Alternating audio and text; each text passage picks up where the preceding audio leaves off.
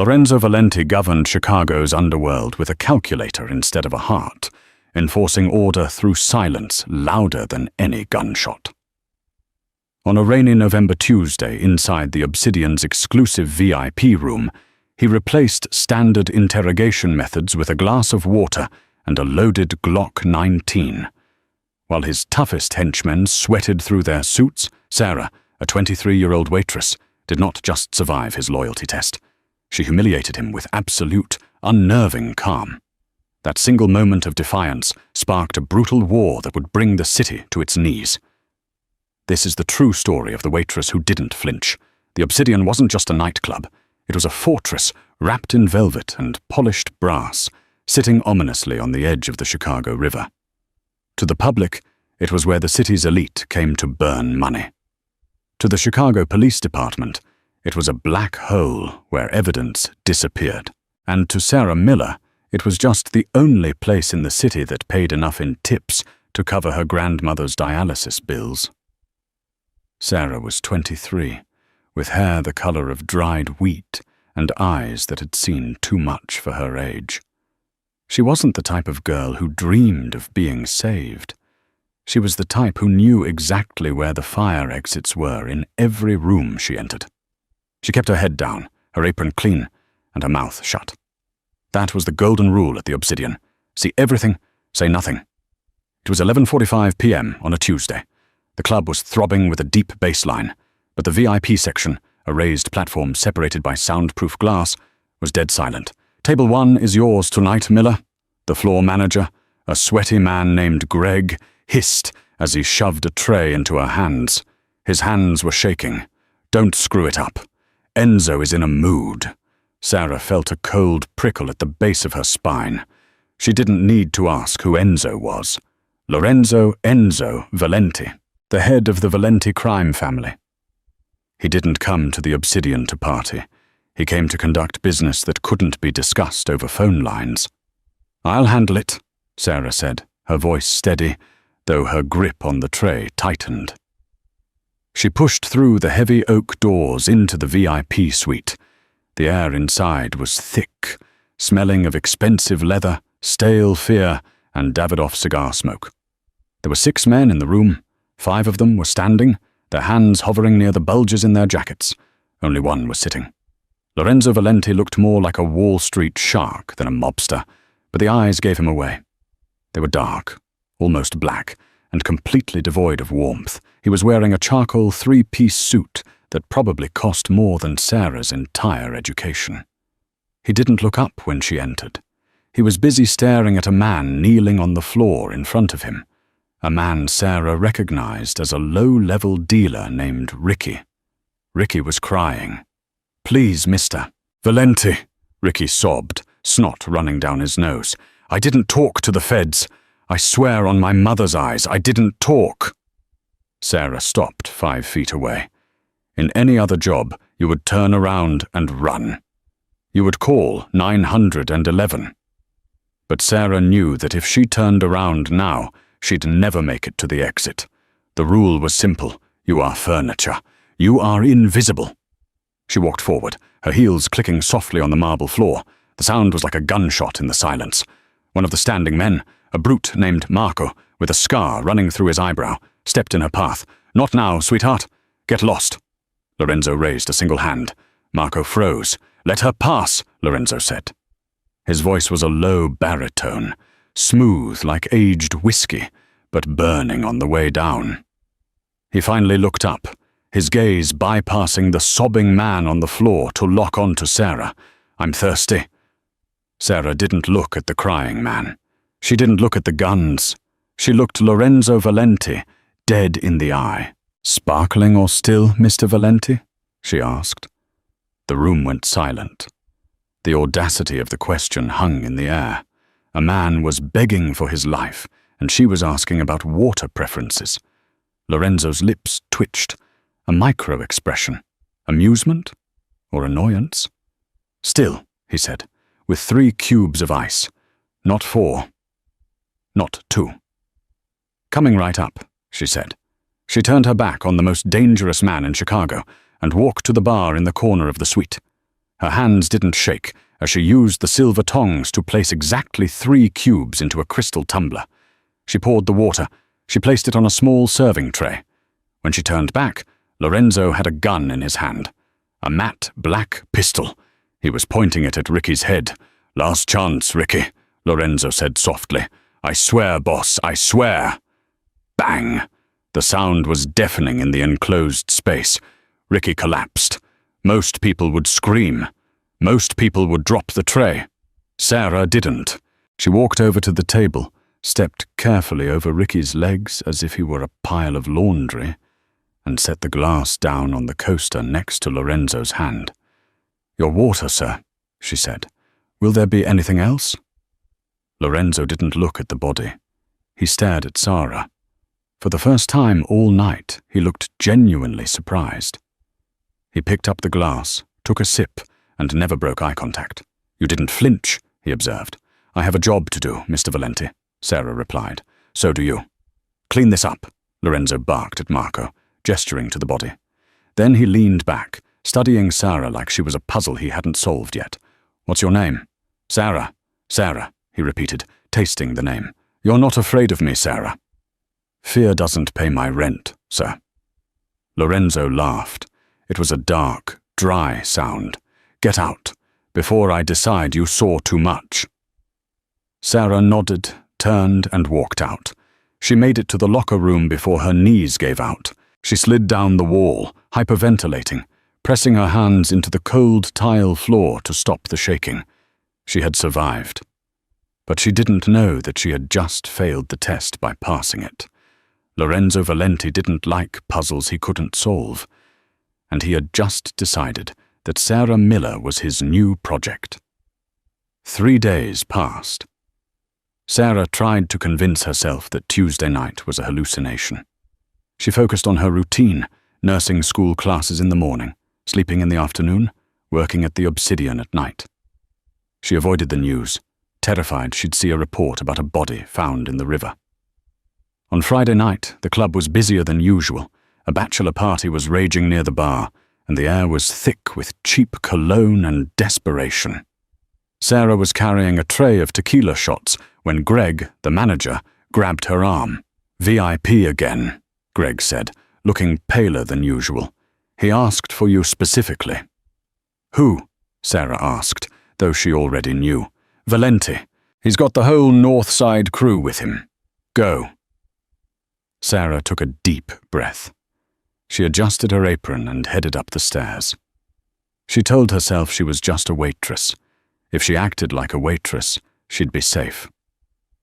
When she entered the suite this time, the vibe was different. It wasn't an execution. It was a party. Or at least a mafia version of a party. There were beautiful women in expensive dresses draped over the sofas, men laughing loudly, and bottles of Ace of Spades champagne everywhere. Lorenzo was sitting at the head of the main table looking bored. He was playing with a lighter, flipping the lid open and closed. Clink, clink, clink. When Sarah approached the table, the conversation died down. The men, Marco, a slimy guy named Silas, and an older consigliere named Giovanni, all watched her. They remembered Tuesday. "Sarah," Lorenzo said, not looking up from the lighter. "You're late." "I have other tables, Mr. Valenti," she said, setting down fresh glasses. "Not anymore. Tonight, you belong to this table." He gestured to the empty seat next to him. "Sit." It wasn't a request. "I can't sit with customers, sir. It's against policy." "I own the building," Lorenzo said, finally looking at her. "I own the policy. Sit." Sarah hesitated, then sat on the edge of the leather sofa, keeping a respectable distance. "Everyone," Lorenzo announced to the room, his voice cutting through the chatter. "This is the girl I told you about, the one with ice in her veins." The men laughed. One of the women, a brunette with sharp eyes, glared at Sarah. "She looks like a stiff breeze would knock her over," Marco sneered. "Let's test that," Lorenzo said. He reached into his jacket and pulled out a heavy silver revolver. He opened the cylinder, emptied the bullets onto the glass table, and picked up a single round. He slid it back into the chamber and spun the cylinder. Whir, click, Russian roulette. The room went deathly still. The music from downstairs thumped through the floor, a dull heartbeat. "Here is the game," Lorenzo said, sliding the gun across the table toward Sarah. It spun and stopped with the barrel pointing at her chest. "You want a tip tonight? Pick it up, point it at the wall, pull the trigger. If it clicks, you get $5,000.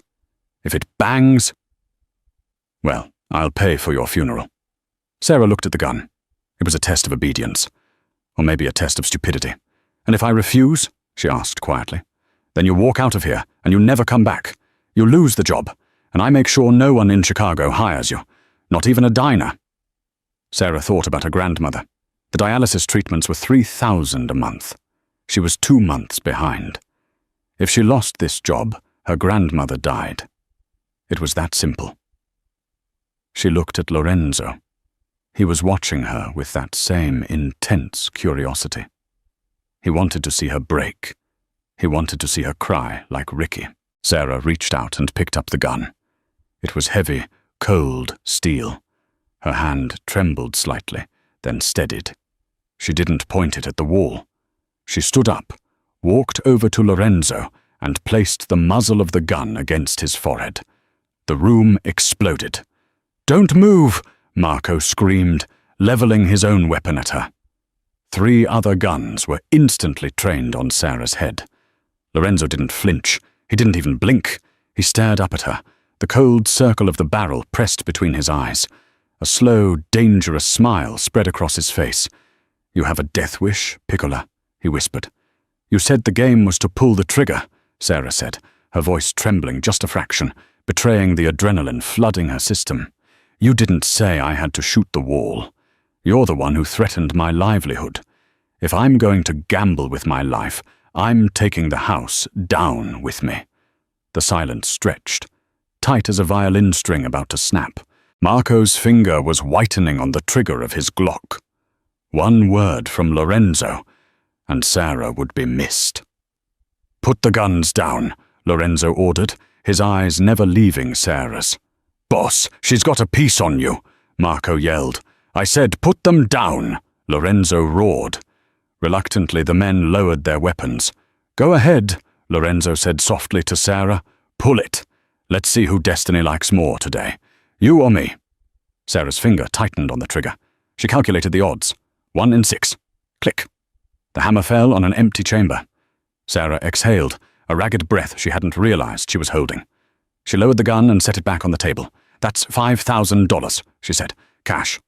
Lorenzo stared at her for a long moment. Then he threw his head back and laughed, a genuine, loud laugh that shook his shoulders. He reached into his jacket, pulled out a thick stack of bills and tossed them onto the table. "Give her 10, Lorenzo said to Marco, "and get her a drink. She's not a waitress anymore." He looked at Sarah, his eyes shining with a dark, possessive light. "You passed," he said. "Now the real work begins." Sarah took the money. She knew she should run. She knew she had just walked into the lion's den and slapped the lion. But as she looked at Lorenzo Valenti, she realized something terrifying. She wasn't just scared, she was exhilarated, and Lorenzo knew it. The money sat on Sarah's kitchen table like a radioactive brick, $10,000 in used hundreds, wrapped in a rubber band. It was enough to pay for 3 months of her grandmother's dialysis, plus rent on their crumbling 2-bedroom apartment in Cicero, just outside the city limits. It was 4 a.m. Sarah hadn't slept. She was scrubbing her hands in the sink, the water scalding hot, scrubbing until her skin was raw and pink. She couldn't wash off the sensation of the cold steel trigger against her finger. "Sarah?" The voice was weak, raspy. Sarah froze, turned off the tap, and dried her hands on a dish towel. She walked into the living room, which had been converted into a makeshift hospital room. A hospital bed took up most of the space, surrounded by whirring machines and tangles of plastic tubing. Grandma Rose was awake, her skin the color of old parchment. "I'm here, Gram," Sarah whispered, sitting on the edge of the bed. You smell like smoke, Rose murmured, her eyes clouded with cataracts. And expensive cologne. Trouble? No trouble, Sarah lied smoothly. Just extra shifts. Big tippers tonight. Rose gripped Sarah's hand with surprising strength. You have your father's hand, Sarah. Steady. Too steady. Be careful. The quiet ones, they're the ones the devil watches. Sarah stiffened. Her grandmother didn't know the half of it. The truth was, Sarah Miller didn't exist. Her birth name was Serafina Moretti, the estranged daughter of a freelance cleaner who used to scrub crime scenes for the highest bidder in the 90s. Her father hadn't taught her how to ride a bike. He had taught her which household chemicals removed blood from grout and how to spot a liar by the vein throbbing in their neck. He had been murdered when she was 12, a loose end tied up by an unknown employer. Sarah had spent the last decade hiding, pretending to be a nobody, but Lorenzo Valenti had seen through the mask. The next evening, Sarah didn't go to the Obsidian. She received a text message on her burner phone at 6 p.m., no number, just an address and a time, the Palmer House, Hilton, Penthouse Suite, 8 p.m. Wear the black dress. A box had been left at her doorstep. Inside was a black silk gown, sleek and backless, with a pair of Jimmy Choo heels that cost more than her car. Sarah debated running. She could pack the car, grab her grandmother, and drive until the gas ran out. But Lorenzo Valenti had resources. If she ran, he would hunt her. If she went, she might survive. She put on the dress. It fit perfectly, a terrifying detail that meant he had been watching her long enough to know her measurements. At 8 p.m. sharp, a black Lincoln Navigator idled outside her building. The driver was Marco, the scarred brute from the club. "Get in," Marco grunted, not opening the door for her. The ride to downtown Chicago was silent. Marco watched her in the rear-view mirror, his eyes filled with suspicion. He knew she had held a gun to his boss's head, and he couldn't understand why she was still breathing. When they arrived at the Palmer House, Marco escorted her through the service elevator, bypassing the lobby. They went straight to the top. The penthouse was a sprawling masterpiece of gold leaf and velvet. Lorenzo was standing by the window, looking out at the city lights. He held a glass of scotch in one hand and a dossier in the other. "Serafina," he said, without turning around. Sarah stopped in the middle of the room. Her heart hammered against her ribs, but her face remained a mask of boredom. "My name is Sarah. Your name is whatever I say it is." Lorenzo turned. He dropped the dossier on the coffee table. It fanned open. Photos of her father. Photos of the crime scene where he died. Photos of Sarah, at 12 years old, covered in dust. "Your father was Arthur the janitor Moretti," Lorenzo said, walking toward her. "The best cleaner in the Midwest. He could make a massacre look like a tea party. Legend has it. He taught his little girl the trade." "He taught me how to survive," Sarah said, cold why. "Something you seem determined to make difficult." "I don't want you to clean for me, Sarah." Lorenzo stopped inches from her. The scent of sandalwood and danger radiated off him.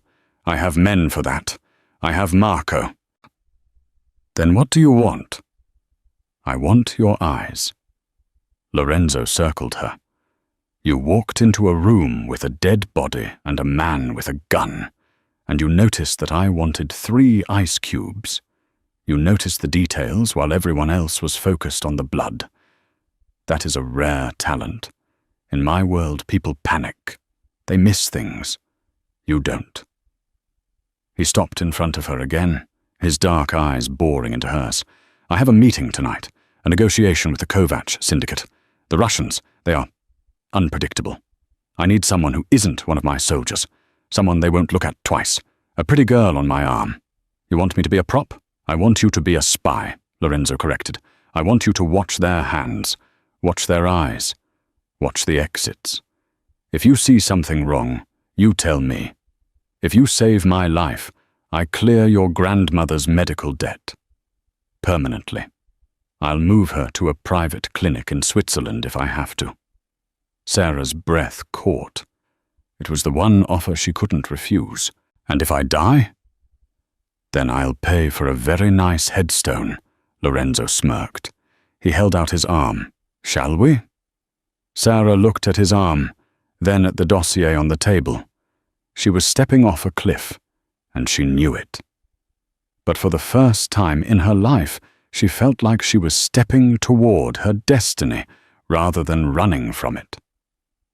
She took his arm. "3 ice cubes, Mr. Valenti. Don't forget." The venue was the Art Institute of Chicago, rented out for a private charity gala that was essentially a summit for the city's criminal underground. The cover story was a fundraiser for orphanages, which was ironic, considering how many orphans the men in this room had created. The air was filled with the sound of a string quartet playing Vivaldi and the clink of champagne flutes. But underneath the civility, the tension was thick enough to choke on. The room was divided. On the left, the Italian families, led by the Valentis. On the right, the Kovac Syndicate, a brutal Russian organization that had been encroaching on the South Side heroin trade.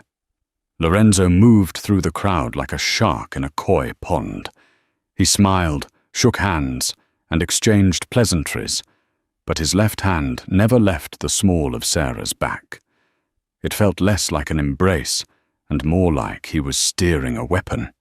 "Smile," he whispered in her ear. "You look like you're at a funeral." "Maybe I am," Sarah muttered, scanning the room. She went into work mode. It was a state of mind her father had taught her. Detach, observe, catalogue. She ignored the diamonds and the silk ties. She looked for the bulges under jackets. She looked for the exits. She looked for the staff. "That's Nikolai Kovac," Lorenzo said quietly, nodding toward a massive man near the sculpture exhibit. Nikolai looked like a bear shaved into a tuxedo. He had a thick neck, hands the size of shovels, and a smile that didn't reach his pale blue eyes. He was surrounded by 4 bodyguards who looked like they were carved out of granite. "Lorenzo!" Nikolai boomed, his voice carrying over the music. He opened his arms wide. "My friend, you bring beauty to the beast's den, yes?" Lorenzo stepped forward, pulling Sarah with him. "Nikolai, this is Sarah." Nikolai grabbed Sarah's hand and kissed it. His lips were wet and cold. "Charmed. You're very brave, little flower, to be with this wolf." "I like wolves," Sarah said, pulling her hand back slowly. "They're loyal." Nikolai laughed, but his eyes narrowed. "Loyalty is expensive, darling. Sometimes too expensive." The 2 bosses moved to a private table near the balcony, ostensibly to discuss territory boundaries. Sarah sat next to Lorenzo, sipping a glass of water. No ice this time. As the men spoke in coded metaphors about distribution channels and shipping lanes, Sarah let her gaze drift. She scanned the room. She watched the waiters. There was a rhythm to service. Pour, turn, step, retreat. Pour, turn, step, retreat. Her eyes landed on a waiter servicing the Kovac side of the table. He was young, blonde, with a nervous tick in his jaw. He was carrying a bottle of vintage Pinot Noir. He approached Nikolai's glass. He poured perfectly. Then he approached Lorenzo's glass. Sarah frowned. The waiter's grip on the bottle changed. His index finger slid down the neck of the bottle, covering the label. It was a subtle shift, something a normal person would miss. But Sarah knew about mechanics. She knew about leverage, and she noticed his shoes. All the waiters were wearing standard-issue polished dress shoes. This waiter was wearing rubber-soled tactical boots, with the logos blacked out with marker. He needs traction, Sarah realized. He's not planning to walk away. He's planning to run. The waiter leaned in to pour Lorenzo's wine. His other hand, hidden behind his back under a napkin, twitched. Time seemed to slow down. Lorenzo was busy staring down Nikolai, locked in a verbal spar about union contracts. He didn't see the waiter. Sarah didn't think. She didn't scream. Screaming wasted time. Just as the waiter's hidden hand whipped out from behind the napkin, revealing a ceramic knife, invisible to metal detectors, Sarah moved. She grabbed the heavy crystal water pitcher from the center of the table and swung it with both hands. Crash! The pitcher connected with the waiter's face just as he lunged. The sound of breaking glass and breaking bone echoed through the gallery. The waiter screamed, the ceramic knife flying from his hand and skittering across the floor, landing at Nikolai's feet. Blood sprayed across the white tablecloth, speckling Lorenzo's pristine shirt. The music stopped. Silence slammed into the room. Lorenzo was on his feet in a microsecond, his own gun drawn from a holster at the small of his back, aimed instantly at Nikolai. "Traitor!" Lorenzo roared. Nikolai's bodyguards drew their weapons. Marco and the Valenti men drew theirs. Suddenly the charity gala was a Mexican standoff with 40 guns drawn. "I did not order this!" Nikolai shouted, holding his hands up, his face pale. He looked down at the ceramic knife.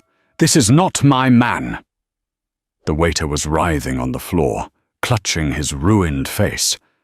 Sarah stood over him, breathing hard, a shard of the glass pitcher still clutched in her hand like a dagger. Lorenzo looked at the waiter, then at the knife, and finally at Sarah. He saw the blood on her dress. He saw the tactical boots on the waiter. He realized in a split second how close he had come to having his throat slit. "Stand down!" Lorenzo barked to his men, though he didn't lower his gun. "Check the waiter." Marco rushed forward, kicking the waiter in the ribs to flip him over. He ripped the waiter's shirt open. There, tattooed on the waiter's chest, was not the symbol of the Kovac syndicate, and not the Valenti crest.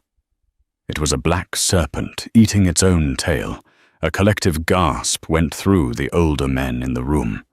"Ouroboros," Nikolai whispered, looking genuinely terrified. "The third faction." Lorenzo's face went hard as stone. This wasn't a turf war anymore. This was an invasion by a ghost enemy that wasn't supposed to exist. He lowered his gun slowly, his eyes locking onto Sarah. She was shaking now, the adrenaline fading, leaving the cold reality of violence in its wake. Lorenzo walked over to her. He didn't check the waiter. He didn't yell at Nikolai. He took his tuxedo jacket off and draped it over Sarah's shoulders, covering the bloodstains on her dress. "You missed a spot," Sarah whispered, pointing to a speck of blood on his cheek. Lorenzo reached out, his thumb brushing her jawline, wiping away a stray droplet of water. "You saved the king," Lorenzo said, his voice low enough that only she could hear. "That makes you a queen, Sarah. And queens, they never get to leave the board." He turned to the room, his arm wrapping around her waist, pulling her flush against him.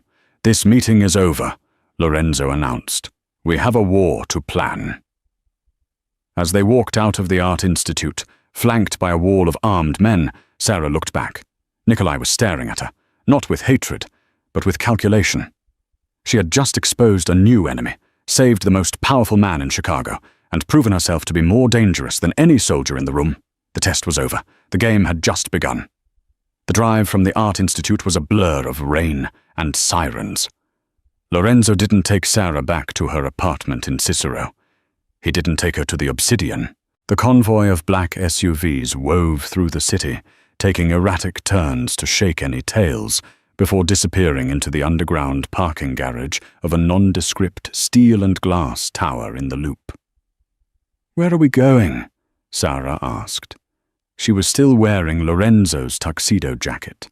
It smelled of gunpowder and expensive cologne, a scent she was beginning to associate with safety. "The bunker," Lorenzo replied. "My penthouse is compromised. If Ouroboros could get a waiter into that gala, they can get a delivery boy into my building. Tonight, we go off the grid."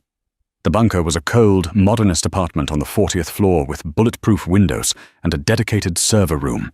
It wasn't a home, it was a command center. Lorenzo dismissed his men at the door, keeping only Marco stationed in the hallway. Once the heavy steel door clicked shut, the adrenaline finally left the room, leaving behind a heavy, exhausting silence. Lorenzo walked to the kitchen island and poured 2 stiff drinks. His hands, usually steady as stone, had a slight tremor. Not from fear, Sarah realized, from rage. "Ouroboros," Lorenzo muttered, sliding a glass of bourbon across the marble counter to her. "They were a myth, A ghost story old gangsters told to scare the new blood. They were supposed to be wiped out in the 90s. My father talked about them once, Sarah said quietly, taking the drink. Lorenzo froze. The janitor? What did he say?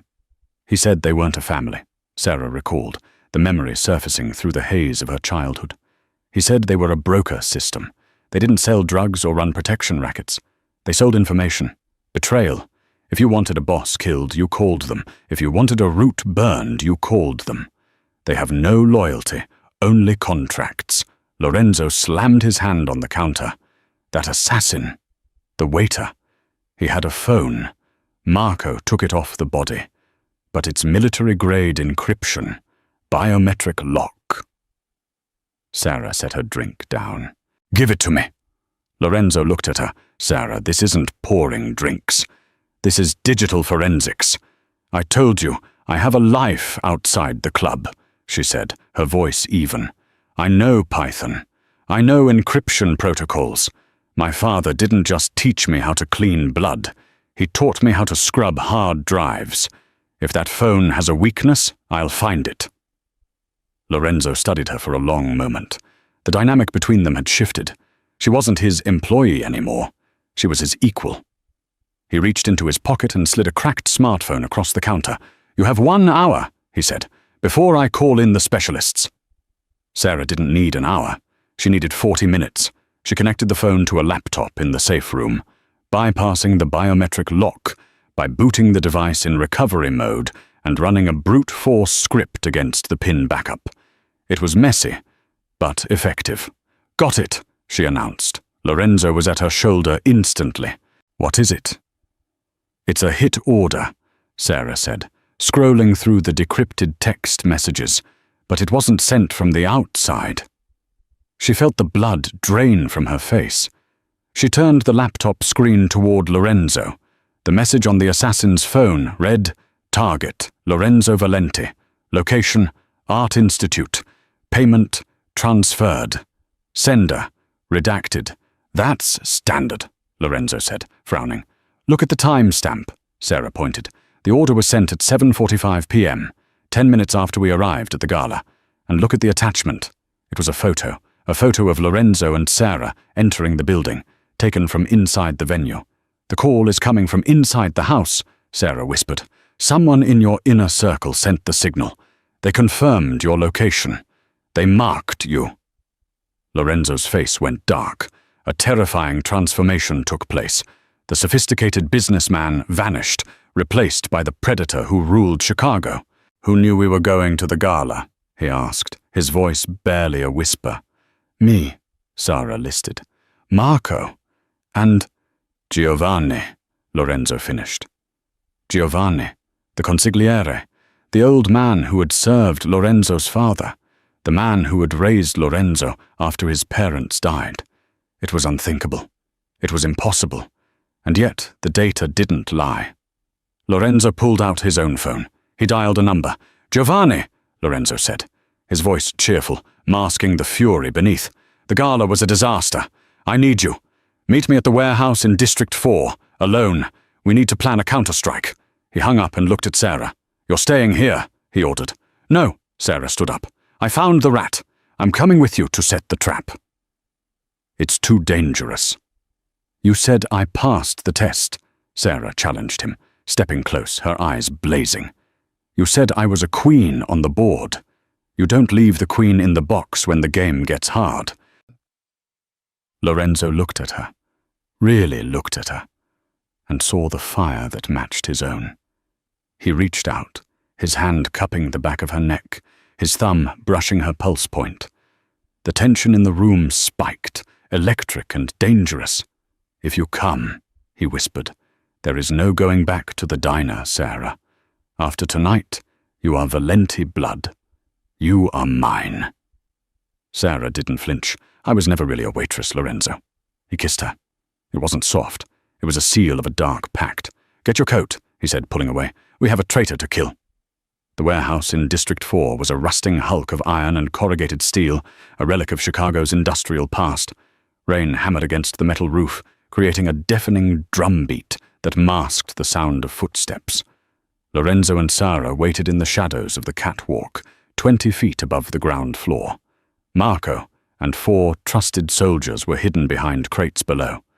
At 2 a.m., a lone car pulled into the bay. The headlights cut through the gloom, illuminating the dust motes dancing in the air. Giovanni stepped out. He was an elderly man, using a cane, dressed in an impeccably tailored beige overcoat. He looked like a grandfather, harmless and frail. He walked to the center of the warehouse. "Lorenzo," he called out. "I'm here." Lorenzo stepped out onto the catwalk, looking down like a vengeful god. "Hello, Uncle," Lorenzo's voice echoed. Giovanni looked up, squinting. "Why are we up there? Come down, Enzo. We have business." "We do," Lorenzo called back. "I want to talk about the Art Institute. I want to talk about how the assassin knew exactly where I was standing." Giovanni paused. He leaned on his cane. "We have leaks, Enzo. I told you this. The organization is porous. The leak isn't porous, Giovanni. It's a flood, and it's coming from your phone." Lorenzo signaled Marco. Below, the soldiers emerged from the shadows, guns trained on the old man. Giovanni didn't panic. He didn't beg. He simply sighed, a sound of deep disappointment. He straightened up, and suddenly, the frailty vanished. He tossed the cane aside. He didn't need it. "I told your father you were too sentimental," Giovanni said, his voice changing, losing its warmth. "You think loyalty is a currency. It's not. It's a shackle." "Why?" Lorenzo asked, the pain audible in his voice. "You raised me. And you grew up to be a dinosaur," Giovanni spat. "The families are dying, Enzo. The old ways, honor, territory, omerta. It's bad for business. Ouroboros, they are the future. Corporate crime. No borders, no names. Just profit. They offered me the city. All I had to do was remove the obstacle." "I'm the obstacle," Lorenzo stated. "You are the past." Giovanni snapped his fingers. Sara, watching from the catwalk, felt a shift in the air. Her eyes darted to the shadows behind Marco and the loyal soldiers. "Lorenzo!" she screamed. "The crates!" It was too late. The shipping crates surrounding Marco and the soldiers burst open. Men in tactical gear, mercenaries, not mobsters, poured out. They were Ouroboros kill squads. The ambush had been ambushed. Gunfire erupted instantly. It was a massacre. 2 of Lorenzo's men went down in the first second. Marco roared, flipping a table for cover, returning fire with dual pistols. "Get down!" Lorenzo tackled Sara on the catwalk as bullets sparked against the railing where she had been standing. "We're trapped!" Sara yelled over the noise. "The roof!" Lorenzo shouted. "There's a fire escape!" They scrambled along the catwalk, bullets pinging off the metal grating beneath their feet. Below, the battle was chaotic. Giovanni was walking calmly through the crossfire towards the exit, protected by the Ouroboros mercenaries. Lorenzo stopped. He looked down at Giovanni, then at the exit, then at Marco, who was pinned down and taking heavy fire. "Go!" Lorenzo shoved Sara towards the ladder. "Get to the car!" "What are you doing?" "I'm not leaving my men!" Lorenzo vaulted over the railing, dropping 20 feet onto a stack of pallets below. He rolled, came up shooting, and took out 2 mercenaries flanking Marco. "Boss!" Marco yelled, bleeding from a shoulder wound. "Get out of here!" "Not without you!" Lorenzo roared, firing his Glock until it clicked empty, then reloading with a speed that blurred the eye. Sara stood at the top of the ladder. Logic told her to run. The calm waitress would run. But Serafina Moretti... She didn't run. She saw Giovanni reaching the bay door. He was getting away. If he escaped, the war would never end. Sara looked around. She saw the control panel for the overhead crane. It was an old industrial magnet system. She rushed to the panel. It was rusted, the labels faded. She didn't need labels. She slammed the lever forward. With a groan of stressing metal, the massive overhead crane lurched into motion. The heavy electromagnet swung wildly, dangling on a thick chain directly over the bay doors. Giovanni was stepping out into the rain. Sarah jammed the button for mag on. Nothing happened. The power was cut. "Come on," she hissed, smashing the emergency override. Below, a mercenary spotted her. "Girl on the roof!" Bullets tore through the control booth, shattering the glass. Sarah ducked, covering her head as shards rained down. She reached up blindly and slammed her fist onto the drop-release lever instead. The heavy steel hook block, weighing 2 tons, detached from the magnet housing. It fell. It didn't hit Giovanni. Sarah's aim wasn't that perfect, but it crashed into the concrete directly in front of his car, smashing the engine block of his getaway vehicle and sending concrete shrapnel flying. The explosion of force knocked Giovanni off his feet. The distraction was enough. The Ouroboros mercenaries faltered, looking at the blocked exit. Lorenzo saw the opening. "Push!" he screamed to Marco. They advanced, a wall of lead cutting down the mercenaries who were now scrambling without an exit plan. Lorenzo reached Giovanni. The old man was on the ground, dazed, coughing in the dust. Lorenzo stood over him, breathing hard, his suit torn, his face splattered with grime. He aimed his gun at the man who had been his father. "The future is cancelled, Giovanni," Lorenzo said. "Do it!" Giovanni wheezed, looking up with hateful eyes. "Kill me! Another head will grow. You can't stop the snake." Bang! Lorenzo didn't hesitate. He ended it. Silence returned to the warehouse, broken only by the groans of the wounded and the relentless rain on the roof. Lorenzo looked up at the catwalk. The control booth was riddled with bullet holes. "Sarah!" he screamed, panic cracking his voice for the first time. "Sarah!" There was no answer. Lorenzo ran. He scrambled up the ladder, ignoring the burning in his lungs. He kicked open the door to the control booth. Sarah was sitting on the floor, leaning against the console. Her face was pale. She was holding her side. Blood was seeping through the black silk of the dress he had bought her. "Did we win?" she whispered, her voice thready. Lorenzo fell to his knees beside her, his hands hovering over the wound, terrified to touch her, terrified to hurt her more. "We won," he choked out. "We won, Piccola. Stay with me. Marco, get the car. Now!" Sarah smiled, a faint, weak thing. "I guess I finally flinched." Her eyes rolled back and she slumped against his chest.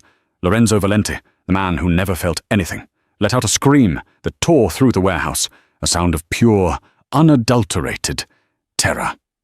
He scooped her up in his arms, holding her like she was the only thing in the world that mattered.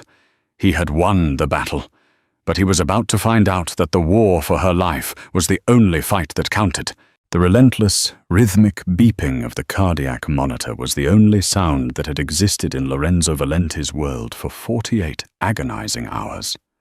It was a sterile, mechanical metronome, counting down the seconds between life and death.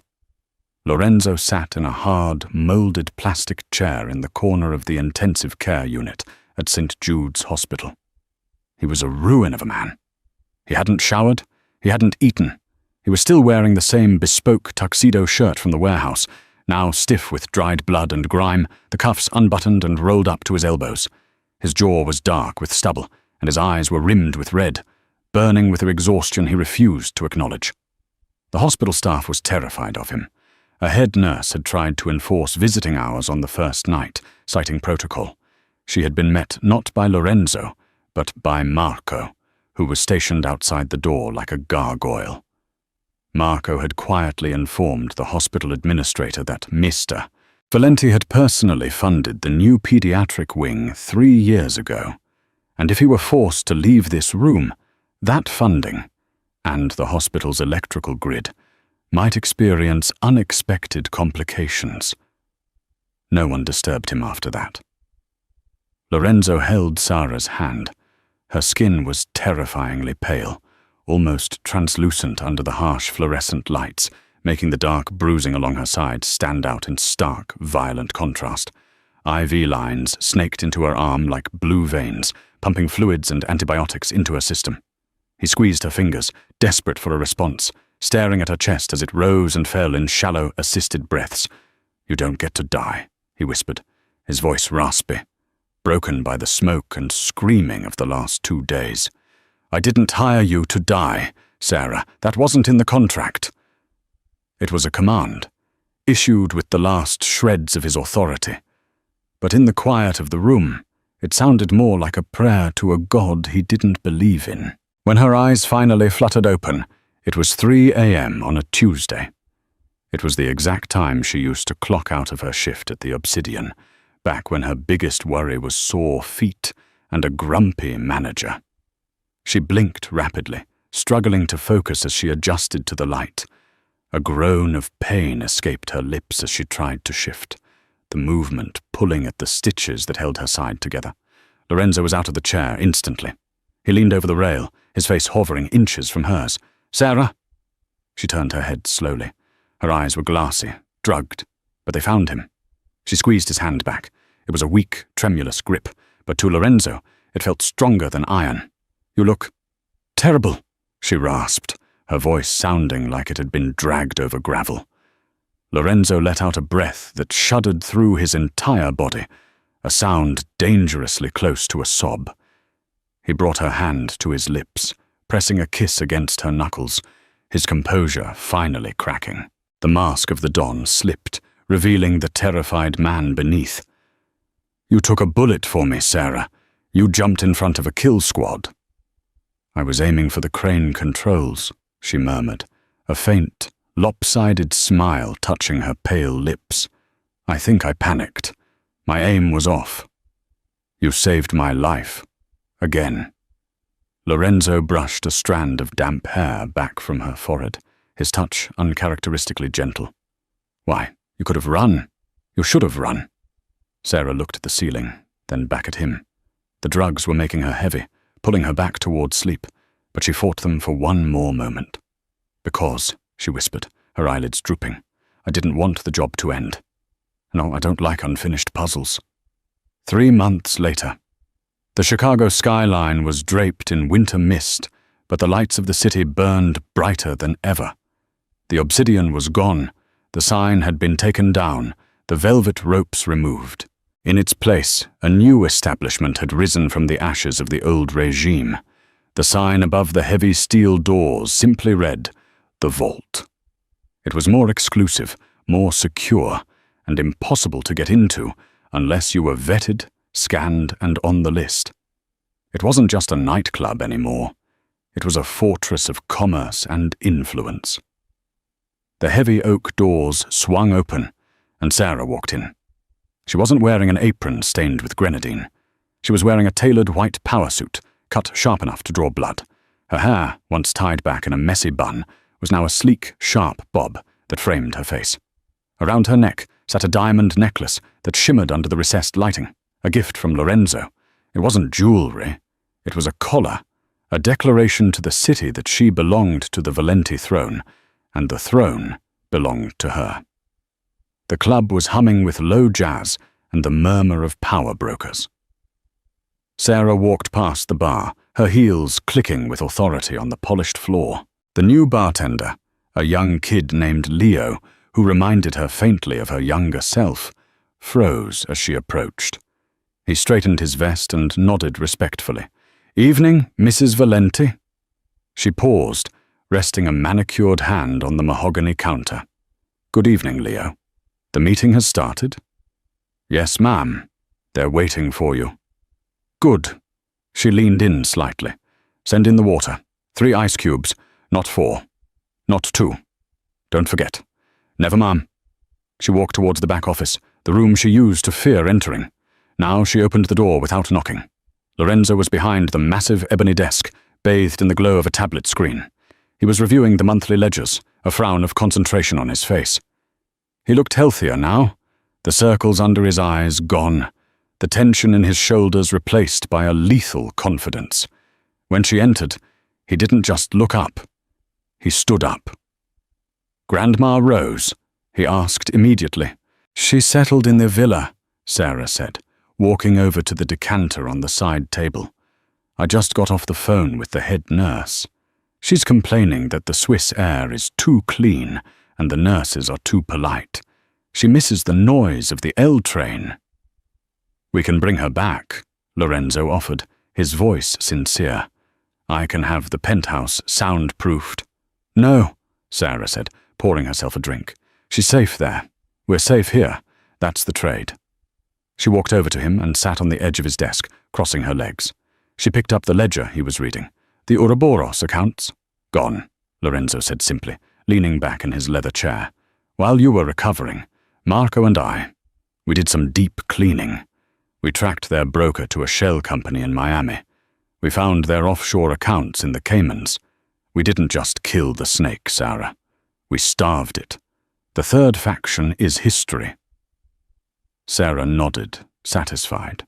She reached out and straightened his silk tie, her fingers lingering on the knot. You know, she said softly, her eyes searching his. People are talking. The whispers on the street. They say Lorenzo Valenti went soft. They say he lost his edge because he married a waitress. Lorenzo chuckled, a low rumble in his chest. He stood and stepped between her knees, wrapping his arms around her waist and pulling her flush against him. The heat between them was palpable, a mix of romance and shared trauma. Let them talk, he whispered against her ear. Let them think I'm soft. They don't know the truth. And what is the truth, Mr. Valenti? The truth is that the waitress is the one holding the gun, he said, his dark eyes locking onto hers. They don't know that you are the dangerous one, Piccola. He kissed her then, deep and slow. It wasn't the tentative kiss of a new romance. It was the kiss of two survivors, two predators who had found the only other person in the world who understood the darkness required to keep the light on. He pulled back, checking his watch. Are you ready? The commission is waiting in the boardroom, the heads of the 5 families. They want to meet the new consigliere. Sarah smiled. It was the same calm, unshakable smile she had worn the night she held a loaded revolver to his forehead.